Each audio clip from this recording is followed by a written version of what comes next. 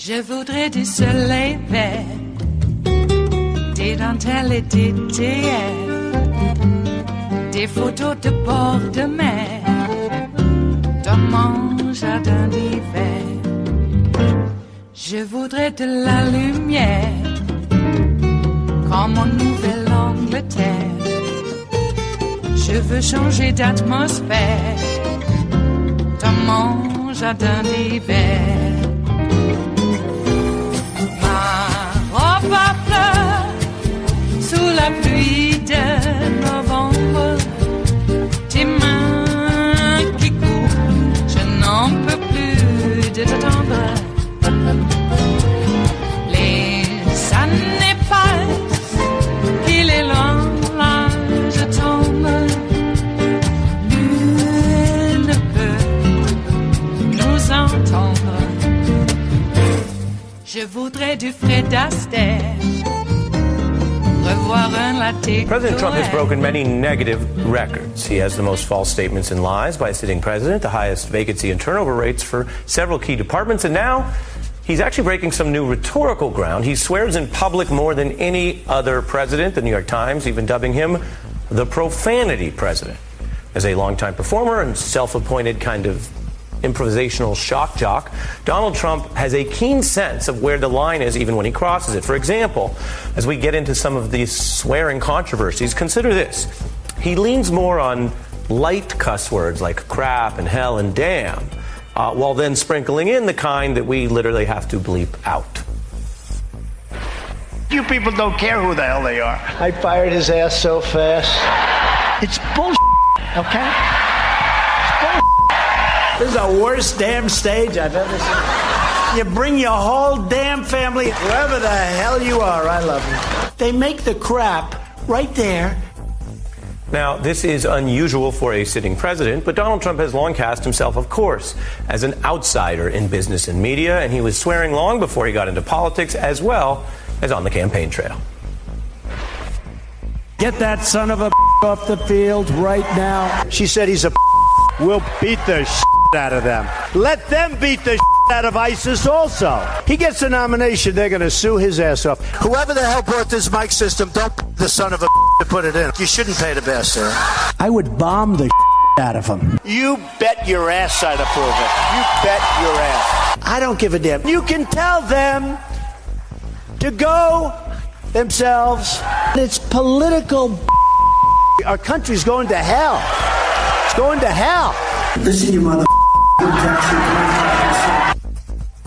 This is real stuff. Now, you could say he does it to get attention. We're here dealing with it, but it also shows you part of the way that Donald Trump appeals to his supporters and how he's positioning himself. Now, a couple quick points. Number one, few are claiming, let's get this out of the way, that language choice is the top list of issues for America or a president, obviously. And I'll also note that past presidents famously, repeatedly swore in private. From Lincoln to LBJ, dirty words are nothing new, as a Rolling Stone report on that whole issue has noted. But there are also some receipts here that do matter. Number one, many current Trump supporters used to protest exactly the kind of language you just saw from the president they now loyally support. One example would be, of course, in the religious side, and it may be genuinely felt. Take evangelical leader Billy Graham.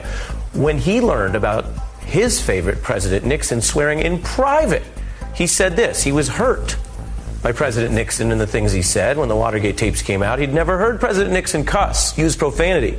So that was a shock to him, and he felt a little bit betrayed by that. Let me repeat that. A little bit betrayed by the fact that Nixon privately used that language. My point here is not to referee whether that was the right reaction or not, but there's hypocrisy for any such religious leaders who won't even mention Donald Trump doing this in public.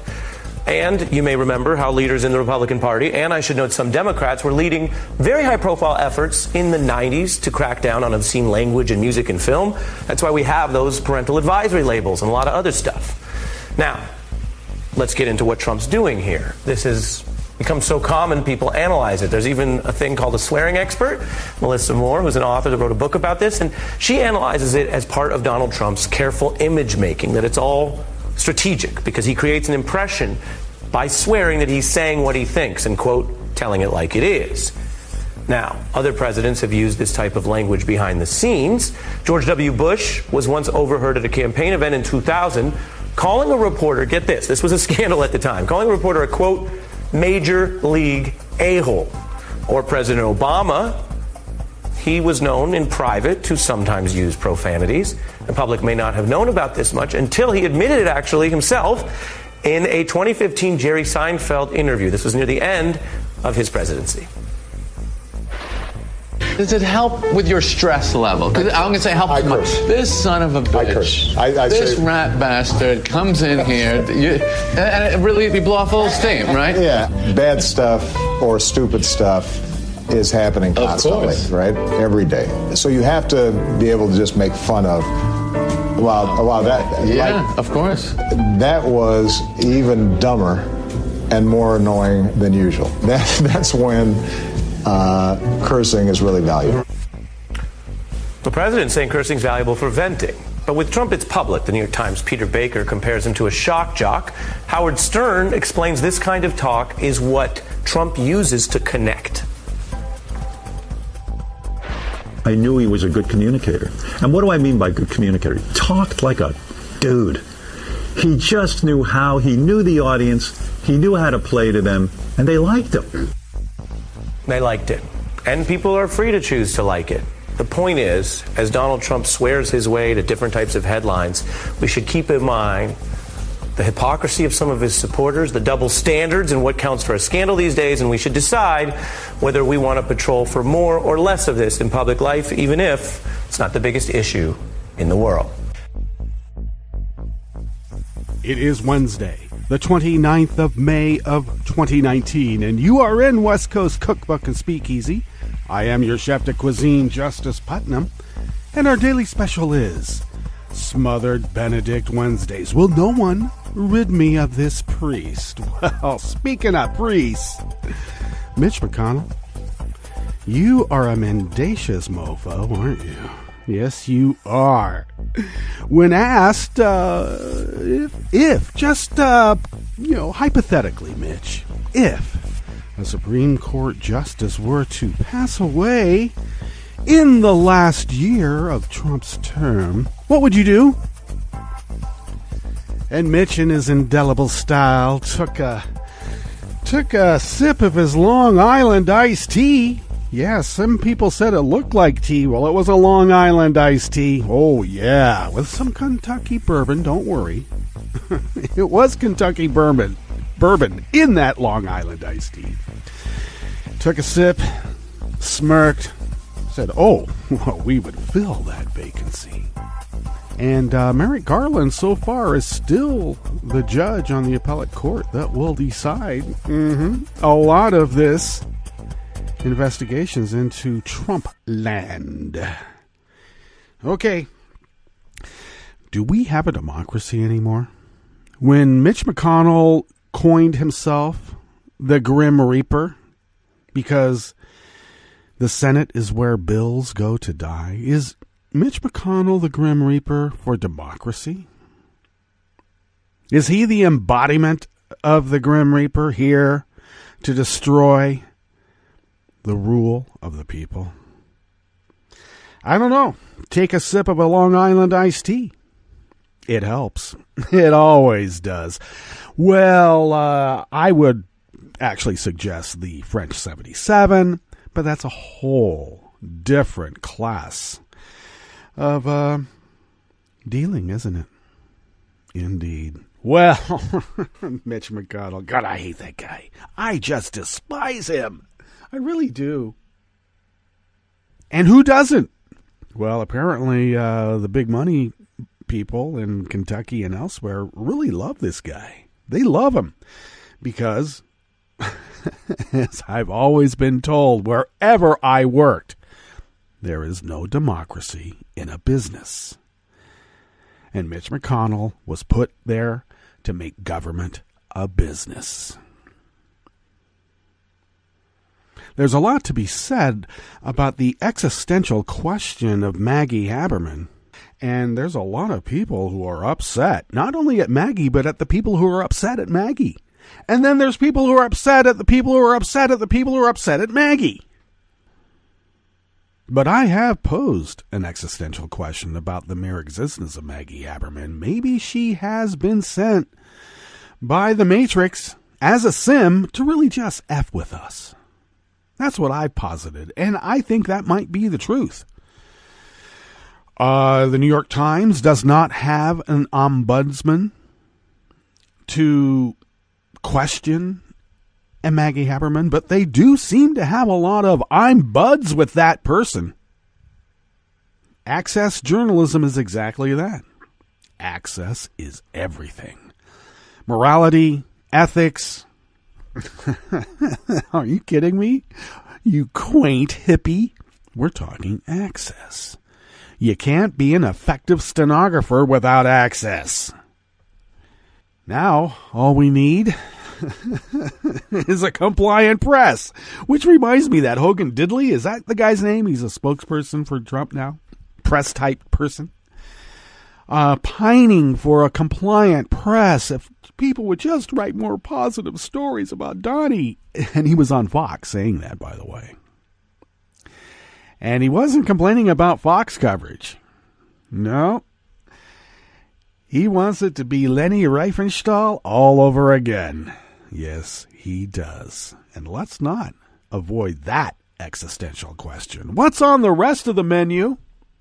Well, of course, Trump's profanity-laden tirades raises the questions of hypocrisy facing Trump-supporting conservatives and religious leaders. Ari Melber at the top set us straight on that. Oh, and let's not forget, remember when they had congressional and Senate hearings to censor music? Remember that? I do. In fact, we play a clip in irregular rotation of Frank Zappa in front of one said hearing. And also on Firing Line. Oh, no, it wasn't Firing Line. It was it Point? Counterpoint? Regardless, way back in the day. And he was taking Tipper Gore to task. And he was, I believe, yes, he was debating a fellow from the Washington Examiner who was all a titter about all the salaciousness. And of course, the argument is, if you don't like it, don't buy it. But they wanted to make sure that no one could buy it because they didn't like it, because it was profane, it was the destruction of society, and we hippies were to blame for it. And look at you, Frank Zappa, you money-making hypocrite. Yeah, I wish we had a Frank Zappa. Now, he was no Democrat. He was no liberal. He was quite the libertarian, let's be clear. But I don't think that he would have taken a Donald Trump lightly. I mean, who did back in the day? Actually, we all took Donald Trump lightly because he was a lightweight.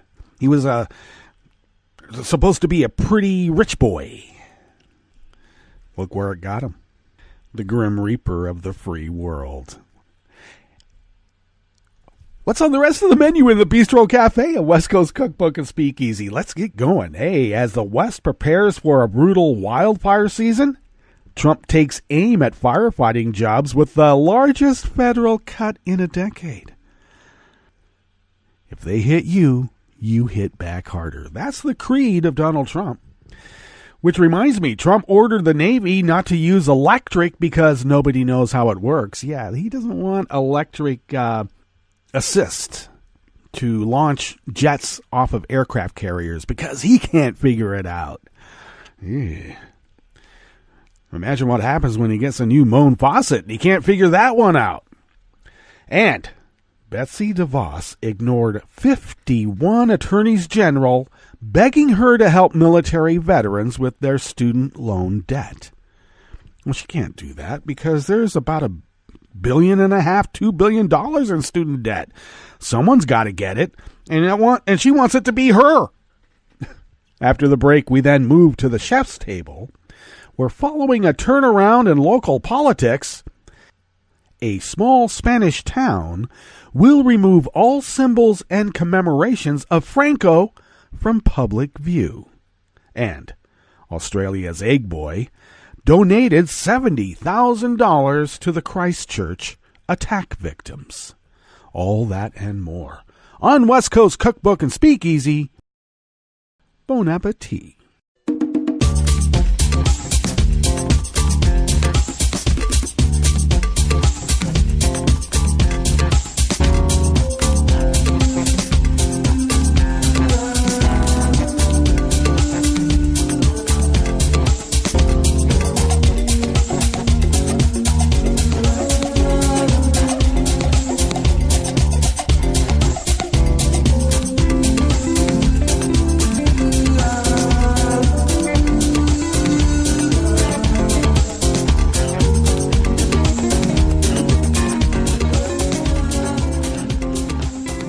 Bottom of our homepage at netrootsradio.com, you will, and if you don't, you better notice the chat room link at the bottom of our homepage there at the rightish of the page, monitored by Kelly Lincoln, by the way. Thank you, Kelly.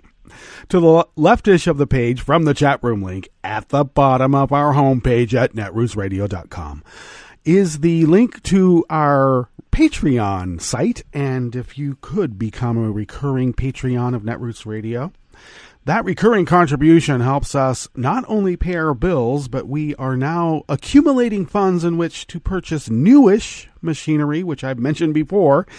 But if you're new to the show, you'll be getting the spiel almost every day, except for the weekends when we don't have a show.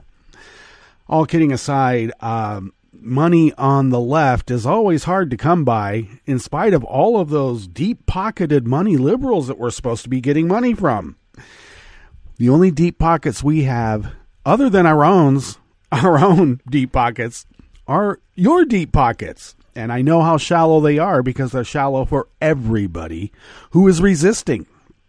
But if you're able to afford a latte-type coffee drink once a month, if you could push those funds our way, we can make that go a long way. And it does indeed go a long way to helping Resistance Radio resist as the founders originally intended.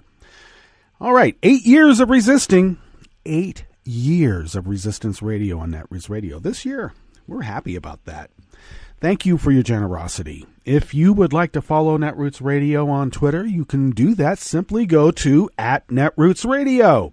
And thank you, Tom, for taking care of that platform.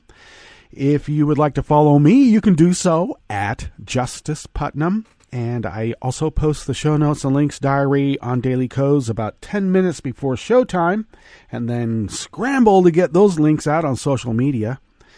You can follow the show on Twitter at CookbookWest. Pick up podcasts by way of Spreaker, Stitcher, TuneIn, iHeart, YouTube, iTunes, and wherever fine and not so fine podcasts can be found. They're all there.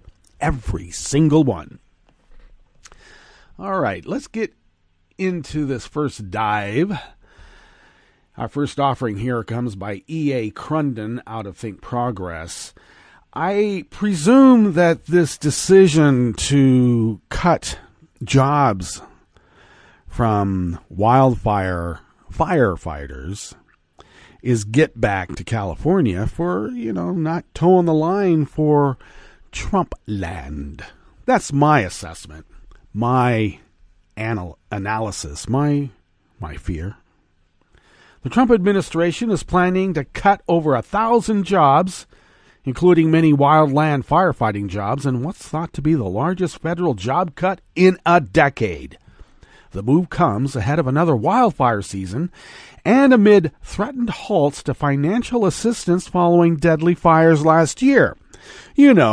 Like having one Tea Party freedom cock-us traitor stop a $19.1 billion federal aid assistance package for disaster relief And we're not talking about disaster relief coming up. We're talking about disaster relief for disasters that have already happened, some almost 2 years ago.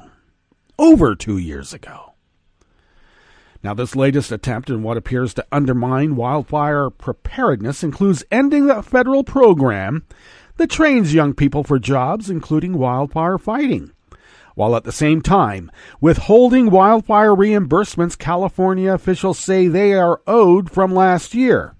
All this serves to deepen the feud between Donald Trump and West Coast states over disaster assistance. Meanwhile, multiple states are preparing for another brutal wildfire season based on current federal projections.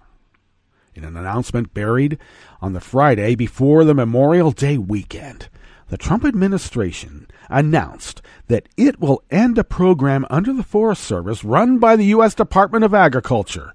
The Job Corps Civilian Conservation Centers train young people between the ages of 16 to 24 in rural and disadvantaged areas for jobs, including wildland firefighting and forestry. Oh, you mean the areas that actually in the blue states are the red counties that voted for Trump. He's going to turn off job assistance for them. I'm telling you, he doesn't ever pay his workers. Now you are his workers. And let's also be clear. They don't want young people between the ages of 16 to 24 to learn how to fight wildfires if they have to get paid. Only if they're in prison and they're not getting paid. They have enough prisoners in which to fight these wildfires. Why do you need to hire a young person between the ages of 16 and 24 when California, Oregon, Washington needs to be punished?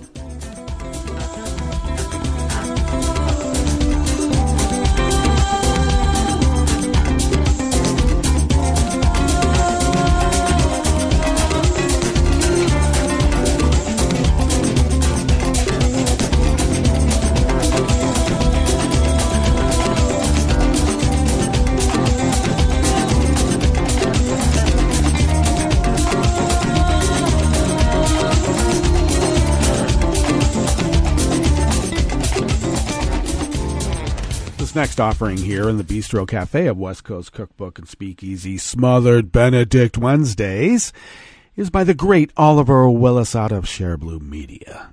Well, Trump asserted that nobody knows how an electric-based system for launching airplanes off Navy ships will perform in bad conditions, and has ordered the military to use steam catapults instead. Yes, steam! Steam! We're spending all that money on electric and nobody knows what it's going to be like in bad conditions, Trump told sailors and Marines on the USS Wasp yesterday. That was Tuesday. In Japan, he's still there. He's having a happy Memorial Day. He's thanking the Japanese government for back in the day killing all those U.S. sailors in Pearl Harbor and all across the Pacific Theater so we can have the kind of Memorial Day that he wanted, so that he could present his President's Cup that he created in his image, by the way. Look at it. And, he presented that to the grand champion Hideki. Yeah. So he made up a trophy called the President's Cup, presented it on Memorial Day. Hi, here, have a trophy. And he thanked the Japanese for making it a happy Memorial Day. Happy. Plans have been in place by the military since 2018 to purchase 2 Ford-class aircraft carriers that will use the electromagnetic aircraft launch system, otherwise known as EMALS, replacing the old steam-based systems. Now, EMALS is currently in place on board the USS Gerald R. Ford, which was commissioned in July of 2017. Despite Trump's claim, the EMAL system performed successfully at sea aboard the Ford that same month. Navy officials say the electromagnetic technology will be easier to maintain for sailors aboard the ship and will provide smoother acceleration for launch, putting less stress on aircraft airframes. And that's reported in the Navy Times. And China reportedly plans to use similar systems on its ships. Well, we have to be behind them. We're in a trade war that's not meant to be won by us. The Navy projected such changes would save taxpayers $4 billion over the 50-year lifespan of a ship, and would also allow the ship to launch 25% more missions per day. We want all the innovation, Trump said, but it's too much. Well, Trump is proposing billions in costs for taxpayers and degraded military power due to his distrust of modern technology.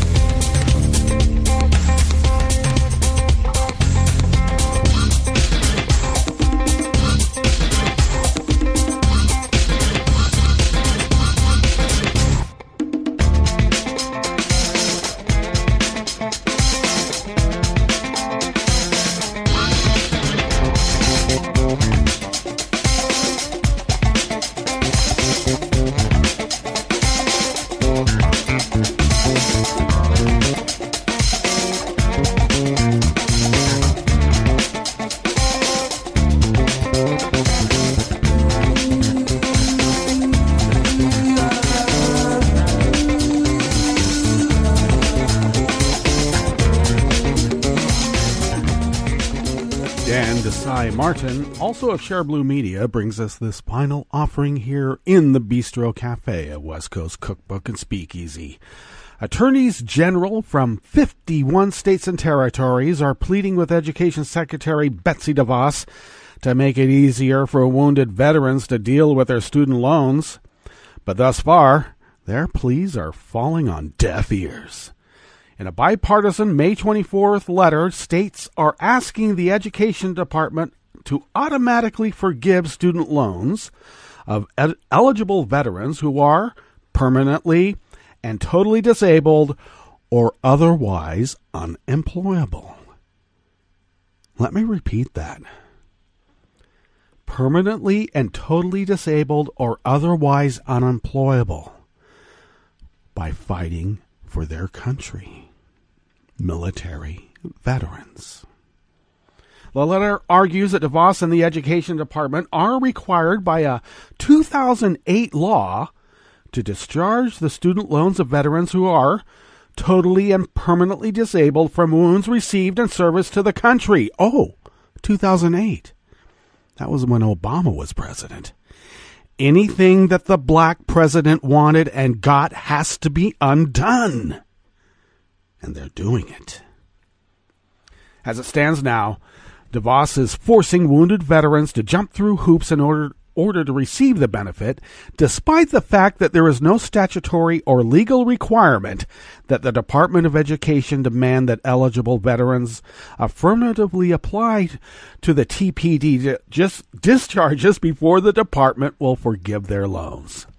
The requirements DeVos demands may prove insurmountable obstacles for many eligible veterans to the severe nature of their disabilities. In total, DeVos should be helping 42,000 wounded veterans, but in reality, the Education Department has assisted fewer than 9,000 in total.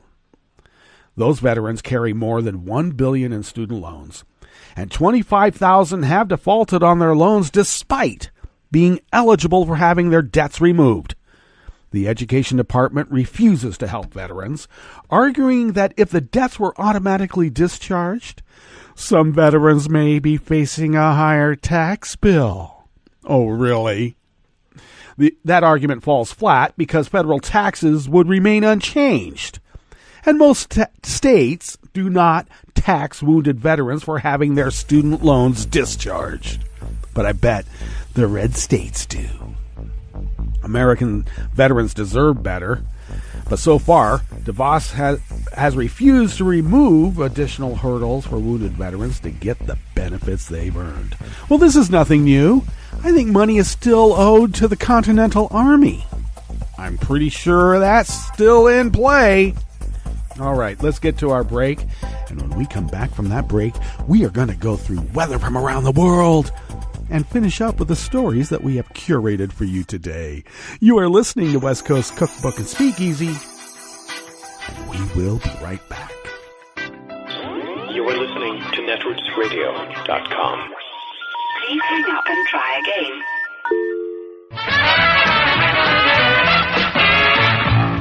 From a point at sea to the circles of your mind, a new force is at work for planetary transformation. New radio for a new Earth.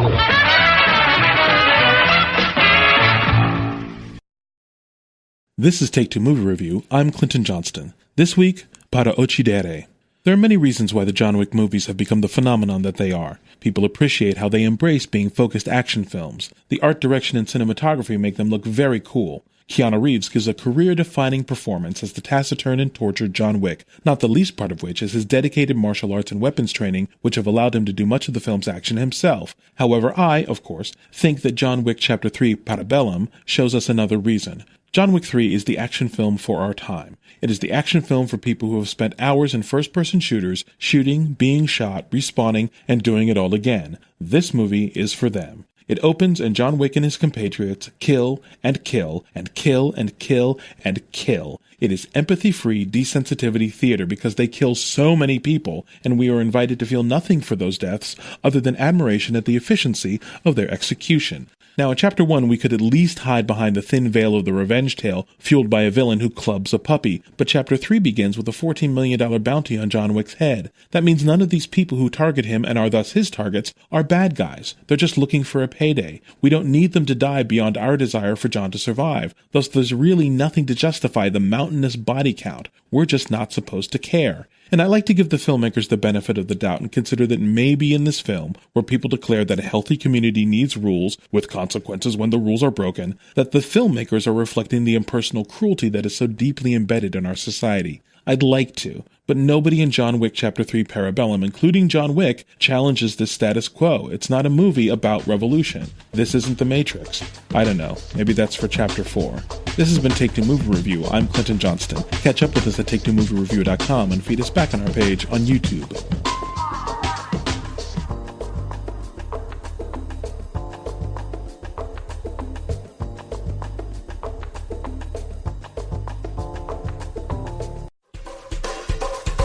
This is Scientific American's 60-Second Science. I'm Christopher Intagliata. 15 million babies are born prematurely every year, worldwide. In some cases, the early births can be life-threatening or cause developmental issues. They have more attention deficit difficulties. They can have a higher risk of having autism. And in general, sort of socio-emotional regulation issues. Petra Hupi, a pediatrician and neonatologist at the University Hospital of Geneva. Now, she and her colleagues have evidence that a simple tool could help those preterm babies' brains develop: music.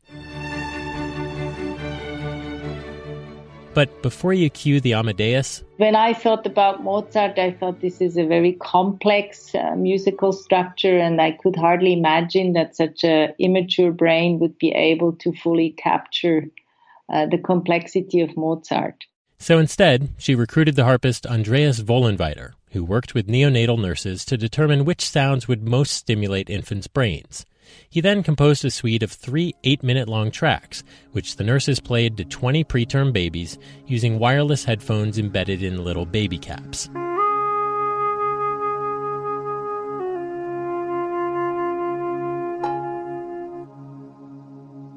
Each baby heard 5 tracks a week for about 6 weeks on average.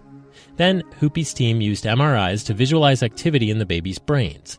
And what they found was that preemies who listened to tunes had brain networks that more closely resembled those of full-term babies, compared to their counterparts who didn't get the treatment. The music listeners had greater connectivity among brain regions, such as areas involved in sensory and higher-order cognitive functioning, indicating that music listening might have enduring effects on brain development. The details are in the Proceedings of the National Academy of Sciences. Of course, many questions still remain. How much should they listen to that? Was the music given in the right way? Would it be much better if it was something more lively than the recorded music? Was it too simple, or could it be more complex? But Hoopy said one thing parents can already do is sing to their children. Plus, she said, it doesn't really matter if you can carry a tune. Thanks for listening. For Scientific American's 60-Second Science, I'm Christopher Intagliata. This is an important message from the U.S. Department of Health and Human Services. After a storm or disaster, it's important to eat only safe food. Throw away perishables like meat, poultry, fish, eggs, and leftovers stored above 40 degrees Fahrenheit for 2 hours or more. Throw away food with an unusual odor, color, or texture. Throw away food that may have come in contact with floodwater, including food in swollen, punctured, and damaged cans. When in doubt, throw it out. This is a message from CDC. After hurricanes, tornadoes, and floods, standing water and excess moisture help mold grow in your home, garage, and other structures. When you return to a home that has been flooded, know that you're likely to have mold. Mold puts your family's health at risk. If you have mold growing in your home, you should clean it up and fix other water problems, such as leaks in roofs, walls, or plumbing. Keep your children and pets out of affected areas until you've cleaned. Control moisture in your home to prevent mold growth. To remove mold growth from hard surfaces, use commercial products, soap and water, or a bleach solution of no more than 1 cup of household laundry bleach in 1 gallon of water. Follow the manufacturer's instructions. Never mix bleach with ammonia or other household cleaners. It will produce dangerous, toxic fumes. Open windows and doors to provide fresh air. For more information, visit cdc.gov or call 1-800-CDC-INFO. This program is presented by the Centers for Disease Control and Prevention. Pools, water parks, and other recreational water venues are popular places to relax and stay cool, but they can be sources of serious illness.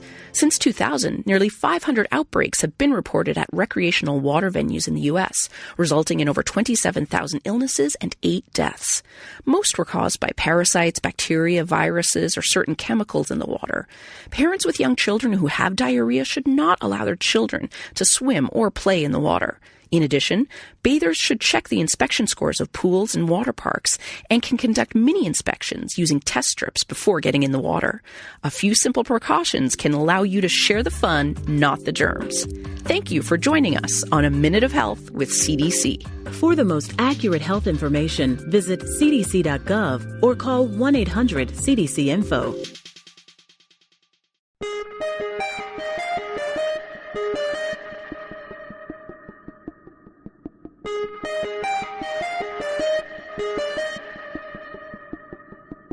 Hi, I'm Tom Hartman, and since you're listening to netrootsradio.com, show your progressive side and go to the donate button on the bottom of the homepage. It's progressives like you who power Netroots Radio and keep the progressive message beaming everywhere 24 hours a day. Just go to our donate button at the bottom of netrootsradio.com. Thank you for keeping progressive radio at full power.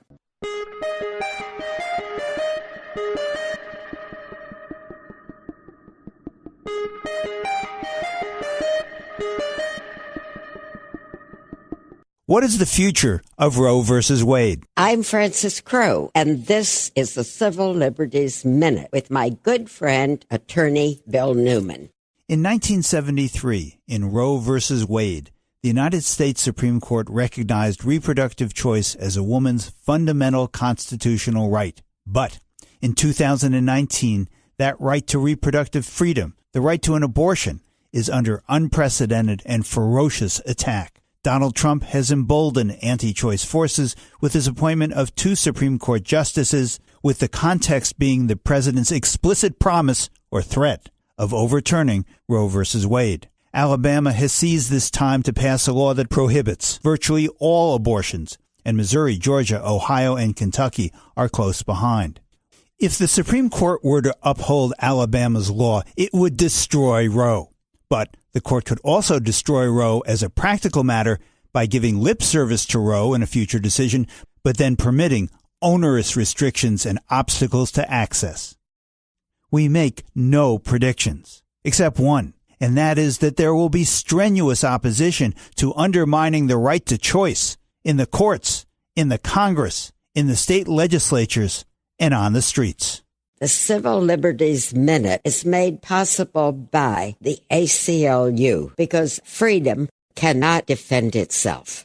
I'm Rick Smith, and this is Labor History in 2. On this day in labor history, the year was 1912. That was the day 15 women lost their jobs for dancing on their lunch break. The women worked for the Curtis Publishing Company in Philadelphia, Pennsylvania. The company was a powerhouse in the flourishing magazine industry. Curtis published the Saturday Evening Post, which featured popular cover art by Norman Rockwell. Curtis also published the Ladies' Home Journal. It became the first magazine to have 1 million subscribers. This magazine had the widest circulation of a group of periodicals known as the Seven Sisters. The Sisters targeted a middle-class women's audience and included titles such as McCall's, Women's Day, and Good Housekeeping. The magazines featured stories on homemaking, including how-to articles and advice columns. Edward W. Bach was the editor of the Ladies' Home Journal. He heard that 15 of his employees had been dancing the turkey trot on their lunch break. This did not fit into the magazine's idea for the proper behavior of women. The Vatican had condemned the ragtime dance as too suggestive. Some dance halls banned the step, but the censorship only served to make it more popular with young people. When Bach found out about the dancing, he fired all 15 women. The magazine went on to rail against future dance crazes.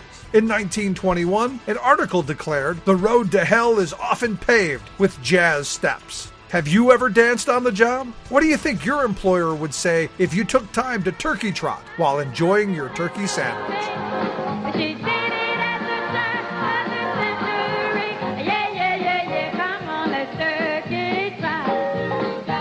Labor History in 2 brought to you by the Illinois Labor History Society and The Rick Smith Show. For more information, go to laborhistoryin2.com, like us on Facebook, and follow us on the Twitters at Labor History in 2. I read the news today, oh boy. It's time for Nicole Sandler's What's News from NicoleSandler.com and the Progressive Voices Network. The Supreme Court on Tuesday sort of punted when it came to Roe v. Wade. They decided to leave blocked a provision in Indiana law that says the state may prohibit abortions based on race, sex, or disability. But the court did allow another part of the law requiring clinics to bury or cremate fetal remains to take effect. This case did open a huge divide on the court on this topic, as dueling footnotes from Justices Clarence Thomas and Ruth Bader Ginsburg to the unsigned opinion show battle lines being drawn for future abortion cases. And other states continue cracking down on abortion access. On Friday, Missouri could become the first state since Roe v. Wade was decided in 1973 to no longer offer abortions. The state's health department is expected to block services at the last health center providing abortions beginning June 1st. Speaking of the Supreme Court, was Senate Majority Leader Mitch McConnell. At a Paducah Chamber of Commerce luncheon in Kentucky on Tuesday, McConnell was asked by a member of the audience, should a Supreme Court justice die next year, what will your position be on filling that spot? He responded while smirking, I would fill it, a response that reportedly drew laughter from the crowd. Of course, McConnell infamously refused to consider President Obama's nomination of Merrick Garland in 2016, claiming that a president should not be able to name a judge to the Supreme Court during an election year. When confronted with the hypocrisy of that answer, McConnell's explanation changed, saying the decision not to consider Garland's nomination was because the Senate was held by a different party than the president leading into an election. Bullshit. It's also imperative to note that the same, quote, leader stated clearly that if Hillary Clinton had won, he would not allow a hearing and vote on her nominee. He, with the backing of his party, including people like John McCain, actually said they'd hold the seat open for the entire 4 years of her term. I promise you that we will be united against any Supreme Court nominee that Hillary Clinton, if she were president, would put up. Yeah, that's your reasonable John McCain for you. Meanwhile, there is a reasonable Republican. His name is Justin Amash. He's a congressman from Michigan, and he held a town hall meeting in Grand Rapids Tuesday evening where he received multiple standing ovations from a mostly friendly crowd. Amash was catapulted into the national spotlight last week when he tweeted a lengthy screed explaining that after a full reading of the Mueller report, it became apparent to him that Donald Trump must be impeached. I'm confident that if you read Volume 2, you will be appalled at much of the conduct. And I was appalled by it. And that's why I stated what I stated. That's why I came to that conclusion, because I think we can't let conduct like that go unchecked. Congress has a duty to keep the president in check. We have a job to do. And I think we owe it to the American people to represent them. And that's why I took the position I did, and I would do it whether it was a Democratic president or a Republican president. It doesn't matter to me. He ended the event that ran 2 hours instead of the one scheduled by letting on that others agree with him. A lot of them think I'm right about the Mueller report, and they just won't say it. There are a lot of the Republicans. And what they'll say to me is, Justin, going out publicly with that, the Democrats will never support you. You know that they're hypocrites on this stuff. And I say, some of them are, some of them aren't, but it doesn't matter to me. Because you have to look at what you're doing first. And if you have a society where all we care about is that the other side is bad, and therefore we don't have to do the right thing, that society will break down, and you will have no liberty. For those of you who care about liberty, who care about our Constitution, I assure you, the surest way to make our Constitution a dead letter is to have a society where we all hate each other and we don't care about what the other side is doing, whether they're doing right or wrong. We're just going to hate them and disagree with them. That's the surest way to destroy our Constitution. And I refuse to be a part of that. I will always stand up for liberty, stand up for our Constitution. Amash went back to Twitter Tuesday to give his Trump treatment to Attorney General William Barr. James Comey is back with a new op-ed in the Washington Post in which he argues that we shouldn't ignore Trump's rants because, quote, millions of good people believe what a president of the United States says. But Comey focused on what he calls Trump's lies, quote, that the FBI was corrupt and committed treason, that they spied on the Trump campaign and tried to defeat him. He directly addressed the false narrative being echoed by Fox or state TV, writing, quote, there is a reason the non-fringe media doesn't spend much time on this, quote, treason and corruption business. The conspiracy theory makes no sense. But go ahead, investigate the investigators if you must. When those investigations are over, you will find the work was done appropriately and focused only on discerning the truth of very serious allegations. There was no corruption. There was no treason. There was no attempted coup. Those are lies, and dumb lies at that. The words of James Comey in his Washington Post op-ed. And that's just a bit of what's news for now. I'm Nicole Sandler. If you appreciate these reports and the Nicole Sandler Show, I hope you'll consider making a contribution. My work is 100% listener supported, and I really can't do it without your help. Find out more at NicoleSandler.com/donate. From New York, I'm Luke Vargas with your World in 2 minutes. Just 10 countries and territories are responsible for more than half of the world's corporate tax avoidance. That's according to a new report released Tuesday by the UK nonprofit Tax Justice Network. Across those jurisdictions at the top of the Corporate Tax Haven Index, the lowest available corporate tax rates averaged just over half of 1%, making them attractive destinations for multinational profits instead of the countries where that wealth is actually generated. The estimates that we have suggest that every year there's $500 billion that are dodged in corporate tax. Rachel Eterpoya is a Malawi-based researcher for the Tax Justice Network. Given the number of American multinationals out there, there is a lot of money that American citizens are losing out. And this means that our governments don't have enough revenue to pay for public services. They may have to raise taxes on our own income, on the working class, on the middle class. We may see more taxes, regressive taxes on the goods we buy. Leading the way in corporate tax avoidance are 3 British territories, the British Virgin Islands, Bermuda, and the Cayman Islands, followed by the Netherlands, Switzerland, and Luxembourg. It's a so-called axis of avoidance that siphons away tax revenues from developing countries already struggling to pay state salaries, maintain infrastructure, and address inequality. Eterpoya suggests an alternate tax approach that involves calculating the total profits of multinationals by the location of their sales, employees, or deployed capital, and thereby more fairly distributing corporate tax burdens. If we change to this more unitary approach of taxation, we would find that multinational profits would be taxed in the countries where we are employed, where our natural resources are being extracted, where we're using the different online systems that are being provided by multinationals. But at the moment, instead of raising taxes, we seem to be raising inequality. Luke Vargas, New York.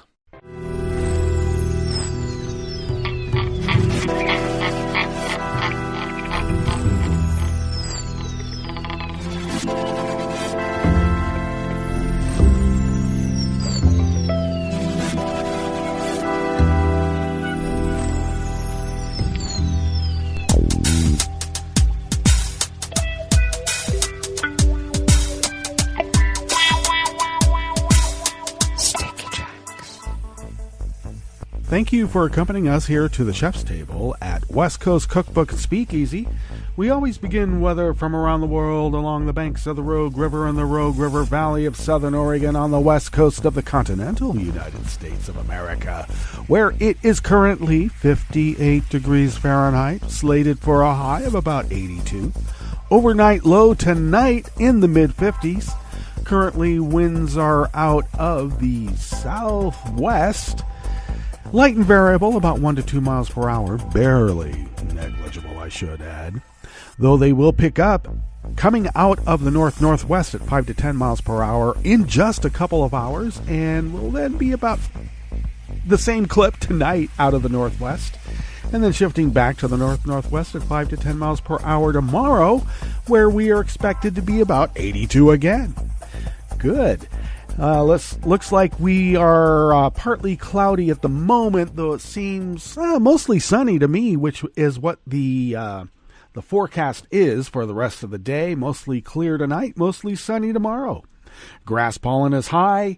The air quality index has gone up into the moderate range at 60 parts per million, and that daytime UV index has shot up to 9, which is very high, so do take care.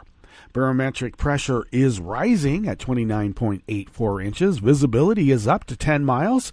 And relative humidity is at 86%. Weather from around the world is brought to you by people's personal weather stations that they purchased. These people planted these purchased personal weather stations somewhere on their property. And these people positively live around the world. And they're connected to the weather underground. That's the way we do it. So, let's see. London is 54. I'm sorry, they just refreshed. They are 56 with a heavy rain shower. France, which would be Paris, France, by the way, is 71 degrees and sunny. Rome is 68 and mostly cloudy, continuing with a thunderstorm warning that could knock out electrical grids in and around Rome. And I've been there when it happened. Good thing they don't have electric-powered espresso machines. You can still get an espresso in a power outage. In Rome, Kiev is 78 and fair. Kabul is 77 and cloudy. Hong Kong is 75 and mostly cloudy. Tokyo is 66 and mostly cloudy. Sydney, Australia, the business district to be exact, is 53 degrees and clear. San Francisco, California is 55 degrees and cloudy with a small craft advisory for heavy winds on the bay and offshore. And New York is 63 degrees and cloudy. And that is weather from around the world, brought to you by people's personal weather stations that they purchased. These people planted these purchased personal weather stations somewhere on their property, and these people positively live around the world.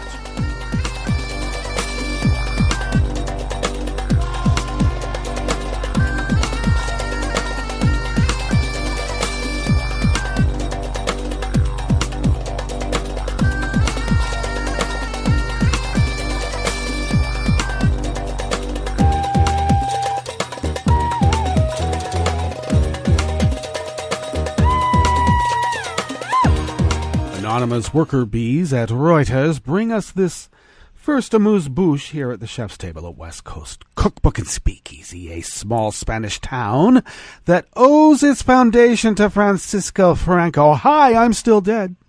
Will remove the former dictator from its name following a turnaround in local politics. Home to about 2,500 people in the west of Spain, Guardiana del Cadillo's name pays homage to the right-wing Franco. Hi, I'm still dead. Who visited in 1951 to launch its construction, whose title was El Cadillo, the Commander.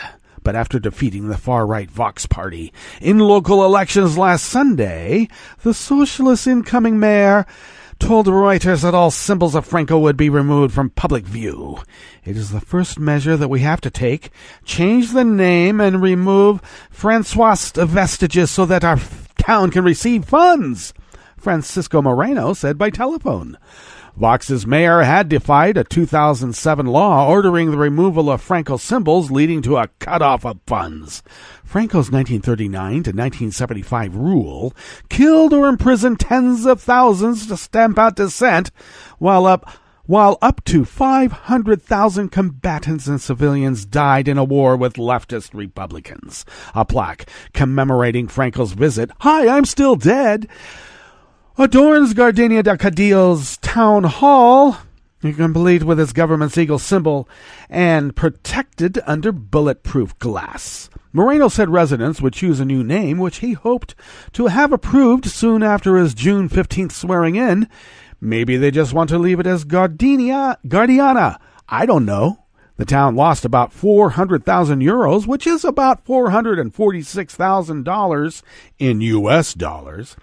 And they lost those funds from the regional government due to its Franco allegiance. Outgoing mayor Antonio Pozzo, who joined Vox last year after leaving the conservative People's Party, called a vote in 2012 on the town's name. Residents voted for no change, but hundreds abstained, and those hundreds did not this time.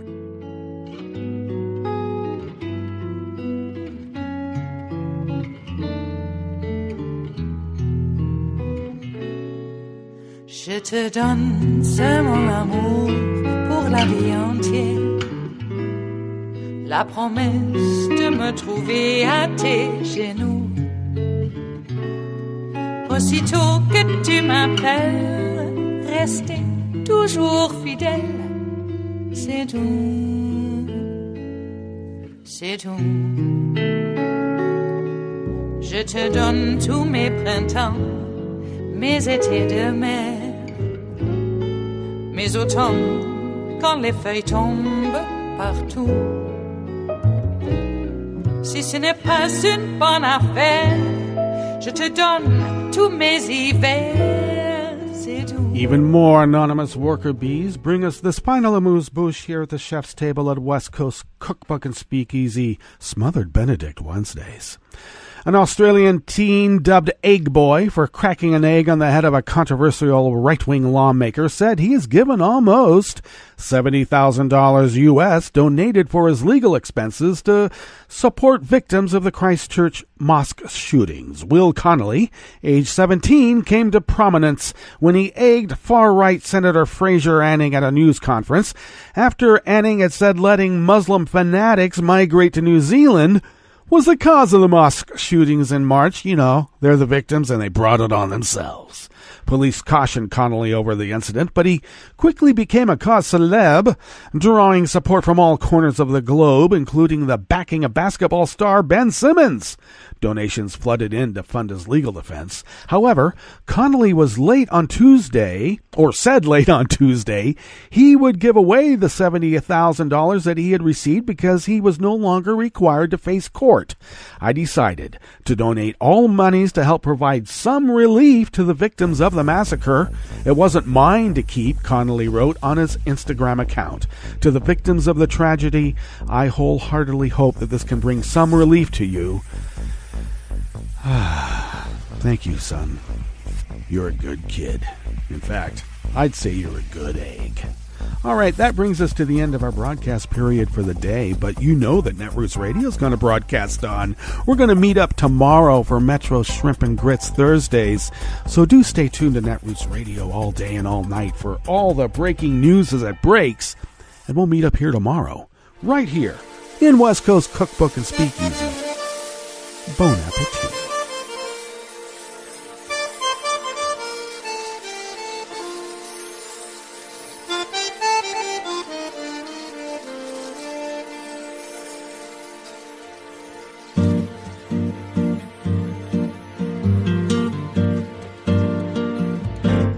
Je voudrais du soleil vert, des dentelles et des théâtres, des photos de bord de mer, dans mon jardin d'hiver. Je voudrais de la lumière, comme en Nouvelle-Angleterre. Je veux changer d'atmosphère, dans mon jardin d'hiver. Robe à fleurs, sous la pluie de novembre, tes mains qui courent, je n'en peux plus de t'attendre. Les années passent, qu'il est loin, là je tombe. Nul ne peut nous entendre. Je voudrais du Fred Astaire, revoir un latte Goël. Je voudrais toujours te plaire, dans mon jardin d'hiver. Je veux déjeuner par terre, comme au long de golfe clair. T'embrasser les yeux ouverts, dans mon jardin d'hiver.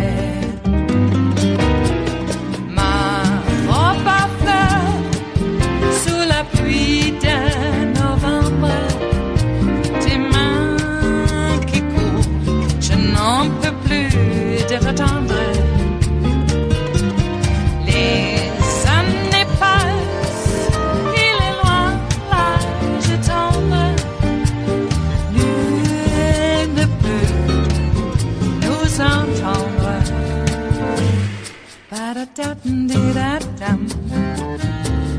Ba-da-da-dum-di-da-dum. Ba-da-da-dum-di-da-dum. Dans mon jardin d'hiver. Ba-da-da-dum-di-da-dum.